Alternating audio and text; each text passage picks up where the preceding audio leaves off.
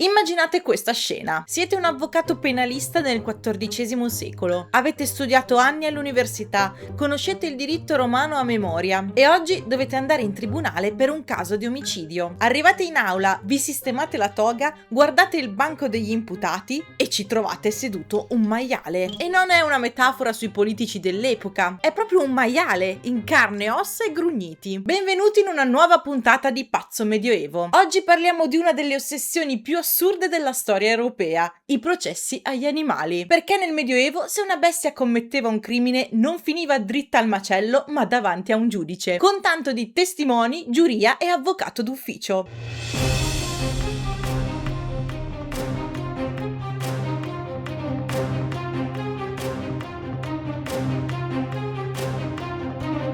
Per capire quanto la situazione potesse sfuggire di mano, dobbiamo tornare al 1386, a Falaise, in Normandia. Una scrofa un po' troppo aggressiva scappa da un recinto e girando per le strade attacca un bambino di 3 mesi, Jean Lemoux, ferendolo gravemente alla faccia e al braccio. Il bambino purtroppo non sopravvive. Oggi una tragedia del genere si risolverebbe con l'abbattimento dell'animale, ma nel 1386 no. La legge deve fare il suo corso. La scrofa viene formalmente arrestata dalla polizia locale e rinchiusa nelle prigioni della città. Inizia ora un capolavoro di surrealismo giudiziario. Il processo dura ben 9 giorni. C'è un giudice formale, ci sono i proprietari del maiale chiamati a testimoniare e c'è persino un avvocato nominato dallo Stato per difendere i diritti della scrofa. La difesa tenta il tutto per tutto, ma le prove sono schiaccianti. La sentenza del giudice è spietata. La scrofa viene condannata a morte per omicidio. Ma la parte ancora più strana è l'esecuzione. Nel Medioevo la simmetria della pena era tutto. Quindi per l'esecuzione pubblica nella piazza Mercato sembra che la scrofa venne vestita da essere umano. Le mettono una giubba, dei pantaloni e una specie di cappuccio in testa. Viene persino stabilito che le ferite inflitte all'animale sul patibolo debbano essere identiche a quelle che lei aveva causato al bambino. Il boia della città riceve un pagamento formale di 10 soldi e 10 denari, più un paio di guanti nuovi di zecca, perché anche per giustiziare un maiale ci voleva il dovuto rispetto istituzionale. E se pensate che questo fosse un caso isolato, magari di un giudice che aveva bevuto troppo idromele, beh, vi state sbagliando, perché nel 1457 a Savigny un'altra scrofa viene condannata alla stessa pena per un crimine simile. Con lei però alla sbarra ci sono anche i suoi 6 maialini, accusati di complicità perché trovati sporchi di sangue sulla scena del delitto. L'avvocato difensore riesce a dimostrare che non ci sono prove certe del coinvolgimento attivo dei cuccioli e che dopo tutto erano minorenni e chiaramente plagiati dal cattivo esempio della madre. Il giudice accetta la tesi della difesa. La madre viene condannata, i 6 porcellini vengono assolti per insufficienza di prove e restituiti al proprietario, a patto che si impegni a educarli bene.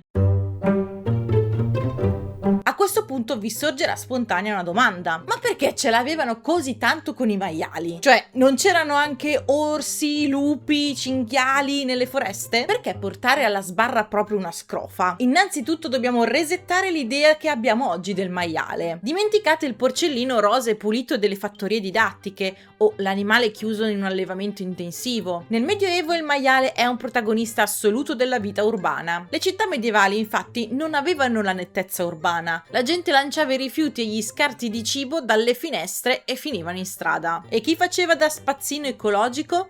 I maiali. Giravano liberi a branchi per le strade di Parigi, di Londra o dei piccoli borghi, grufolando nel fango, magri, agili, neri, zannuti e soprattutto perennemente affamati. Erano molto più simili a cinghiali urbani che ai maiali domestici di oggi e dato che mangiavano qualsiasi cosa, erano pericolosi. Le cronache dell'epoca sono piene di casi tragici. Bastava che una madre lasciasse la culla incustodita per 2 minuti davanti alla porta di casa per far entrare un maiale randagio. Diventavano dei veri e propri predatori urbani. Pensate che nel 1131 a Parigi il re di Francia Luigi VI perse il suo primogenito ed erede al trono Filippo perché un maiale selvatico spaventò il suo cavallo facendolo cadere e uccidendolo. Da quel giorno fu vietato ai maiali di girare per Parigi, con un'unica eccezione, quelli dei monaci di Sant'Antonio, che potevano circolare purché avessero una campanella al collo. Perciò quando un maiale uccideva un bambino, la comunità comunità non lo vedeva come un incidente naturale, ma come un crimine. Un animale domestico che faceva parte della comunità e viveva grazie agli uomini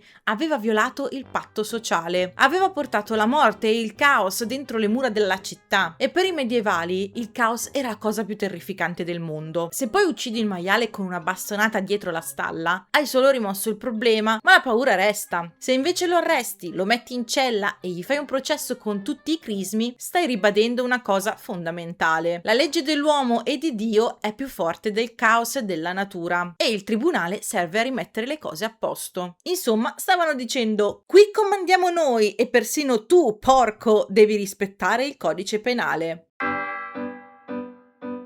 Se pensate di aver già sentito tutto, tenetevi forte, perché il vero capolavoro di questo pazzo medioevo sta nella procedura. Non c'era spazio per l'improvvisazione, la burocrazia doveva essere impeccabile. Quando un animale veniva arrestato, finiva dritto nelle carceri cittadine, le stesse in cui venivano rinchiusi anche i ladri e gli assassini umani. È incredibile ma vero, i maiali non ricevevano un trattamento speciale da bestie. Nelle note spese dei carcerieri dell'epoca leggiamo che per il mantenimento di un maiale detenuto lo Stato pagava esattamente la stessa diaria giornaliera prevista per un prigioniero umano. Pane, biada, acqua, tutto registrato al centesimo sul registro contabile della prigione. E una volta arrivati in aula abbiamo visto che l'assurdità toccava il suo apice. C'era un giudice che presiedeva, un cancelliere che verbalizzava tutto e un avvocato difensore. E gli avvocati difensori facevano davvero il loro lavoro. Non è che si limitassero a dire è un animale, non capisce. No, cercavano i vizi di forma. Nelle trascrizioni di alcuni processi si legge di avvocati che provavano a invocare la legittima difesa per il maiale, o sostenevano che l'animale fosse stato provocato dalla vittima. Venivano persino chiamati a deporre i testimoni. I vicini di casa venivano convocati davanti al giudice sotto giuramento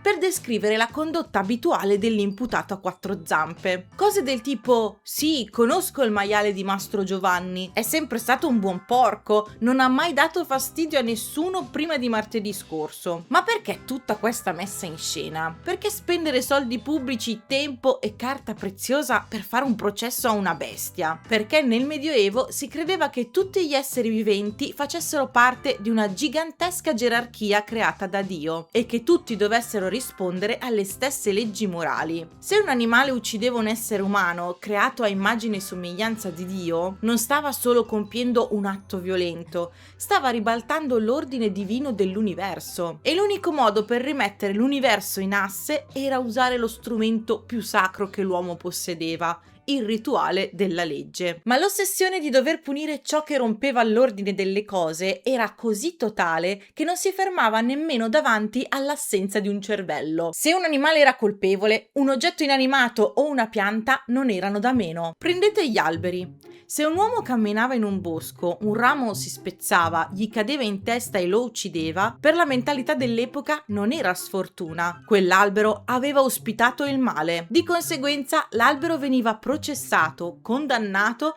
abbattuto e legna e radici venivano bruciate o disperse perché considerate maledette. Non dimentichiamo poi i casi che riguardano le campane delle chiese. Se una corda si spezzava e la campana piombava a terra ferendo un fedele, la campana finiva in tribunale. E qual era la pena per questo oggetto assassino? Veniva privata del batacchio, che in pratica è l'equivalente di tagliarle la lingua, oppure veniva esiliata, cioè staccata dalla torre, caricata su un carro e spedita in un'altra città, dove non avrebbe più potuto suonare. Immaginate la gente che vede passare un carro con sopra una campana e dice: vedi, quella va al confino per tentato omicidio. Insomma, che tu fossi un maiale, un albero o un pezzo di bronzo, se osavi sfidare le regole della comunità, la burocrazia medievale ti trovava.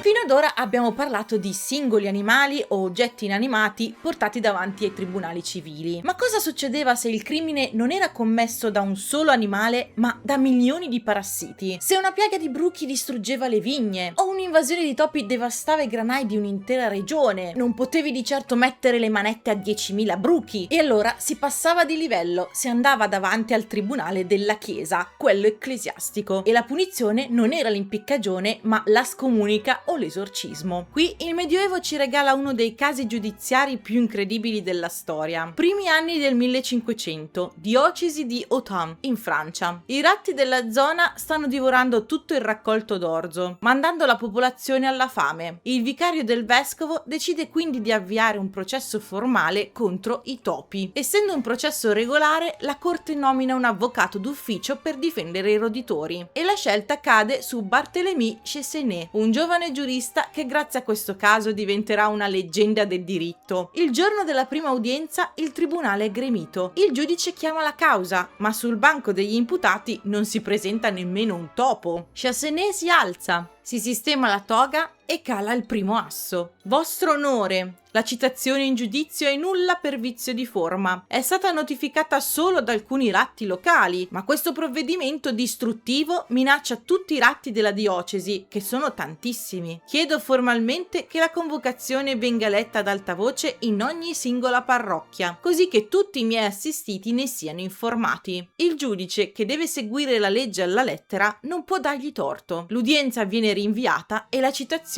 viene letta in tutte le chiese della diocesi. Arriva il giorno della seconda udienza. Di nuovo l'aula è piena, ma di topi non ce n'è nemmeno l'ombra. Il giudice guarda l'avvocato e chiede spiegazioni. E qui Chessenet tira fuori un colpo di genio. Vostro onore, i miei clienti sono cittadini rispettosi della legge e desiderano ardentemente presentarsi per difendersi. Ma il viaggio è lungo e pericoloso. Le strade della diocesi sono piene dei loro storici e giurati nemici, i gatti. Finché questa corte non garantirà l'incolumità dei miei assistiti durante il tragitto, requisendo tutti i gatti della regione, non posso permettere loro di rischiare la vita. A quel punto il tribunale si trova con le mani legate. Il clero e i cittadini non possono bloccare tutti i gatti della diocesi. Il processo quindi viene sospeso per l'impossibilità di garantire la sicurezza degli imputati. E i topi vincono la causa per un cavillo burocratico. E se questa storia vi sembra folle, sappiate che la situazione poteva diventare ancora più paradossale e redditizia. Diciamo solo che quando c'era da battere cassa, alla chiesa facevano comodo pure i parassiti. Ma questa chicca l'ho tenuta da parte per la versione estesa dedicata ai Vivians di corte. Quindi, se siete abbonati, il video continua tra un secondo. Se non lo siete, allora andiamo subito al sodo e proviamo a darci una spiegazione logica.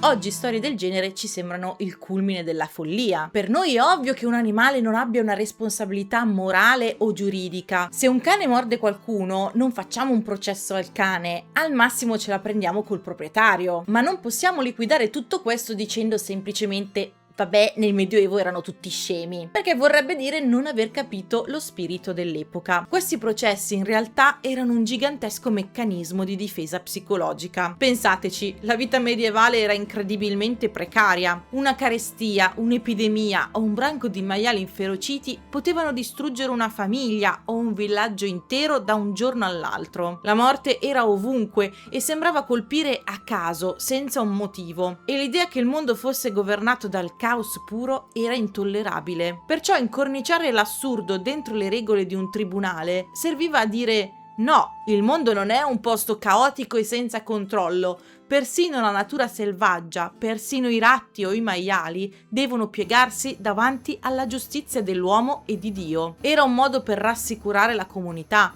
per riprendere il controllo sulla paura dell'imprevedibile. Certo, magari i topi continuavano a mangiare l'orzo e i maiali a girare per le strade, ma la comunità aveva riaffermato la propria superiorità giudiziaria sul mondo. Quindi, la prossima volta che vi trovate imbottigliati negli uffici della burocrazia italiana e vi sembra che nulla abbia senso, consolatevi. Almeno non dovete pagare la cauzione per il vostro gatto o giustificare l'assenza in tribunale dei vostri scarafaggi. Se questa puntata di Pazzo Medioevo vi è piaciuta, lasciate un mi piace e un hype. E poi fatemi sapere nei commenti quale animale vi sarebbe piaciuto difendere in un processo medievale. Io credo una capra. Mi stanno troppo simpatiche le capre. Mangiano cose che non devono mangiare, salgono su cose su cui non devono salire, quindi di sicuro mi avrebbero dato tanto lavoro. Iscrivetevi per non perdervi i prossimi viaggi nella storia quotidiana e noi come sempre ci vediamo al prossimo video. Ciao!